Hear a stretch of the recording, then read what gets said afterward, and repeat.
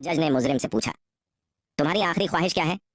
मुजरिम बोला, आपकी बेटी से शादी और एप्पल आई फोन, 100 करोड़ रुपए, यूएसए का वीजा, 2 साल का हनीमून, 6-7 बच्चे जो आपको नाना कहे और मुझे पापा कहे, और मैं उनकी शादी करवा दूं।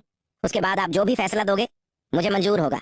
जज जोर जोर से हंसते हुए टेबल पर ही कूदने लगा और बोला, मेरी कोई बेटी ही नहीं है, टांग दो साले को।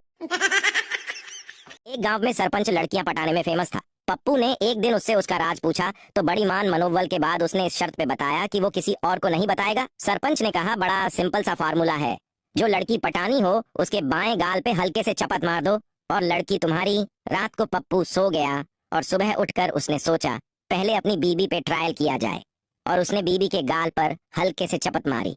बीबी नींद में ही बोली, क्या सरपंच साहब इतने सवेरे सवेरे? बस फिर क्या था, सरपंच आगे आगे, पप्पू लठ लेके पीछे पीछे। एक दुकानदार अपने ग्राहक की शादी में गया। खाना खाने के बाद लिफाफा पकड़ा कर आ गया। दूसरे दिन ग्राहक ने सभी लिफाफे खोले। दुकानदार के लिफाफे में हिसाब की एक पर्ची निकली।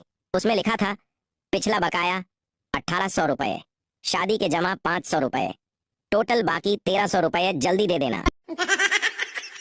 पेपर देते समय एक बच्चा गुमसुम सा था। मैडम बोली, तुम कंफ्यूज क्यों हो? बच्चा चुप रहा। मैडम फिर बोली, क्या तुम पेन भूल गए? बच्चा फिर चुप रहा। मैडम फिर कहने लगी, क्या रोल नंबर भूल गए? बच्चा फिर चुपचाप रहा। मैडम फिर से बोली, क्या कैलकुलेशन भूल गए हो? बच्चा बोला, अरे चुप हो जा मेरी मां, इधर मैं पर्चियां गलत सब्जेक्ट की ले आया और तुझे पेन पेंसिल की आग लगी है। मास्टर तो मास्टर होता है। एक बार एक वकील ने एक शिक्षक को कुआं बेचा। 2 दिन बाद वकील साहब शिक्षक के घर आ थमे और बोले, मास्टर जी, मैंने आपको कुआं बेचा है, उसके अंदर का पानी नहीं, अगर आप पानी लेंगे तो पैसा अलग से देना होगा।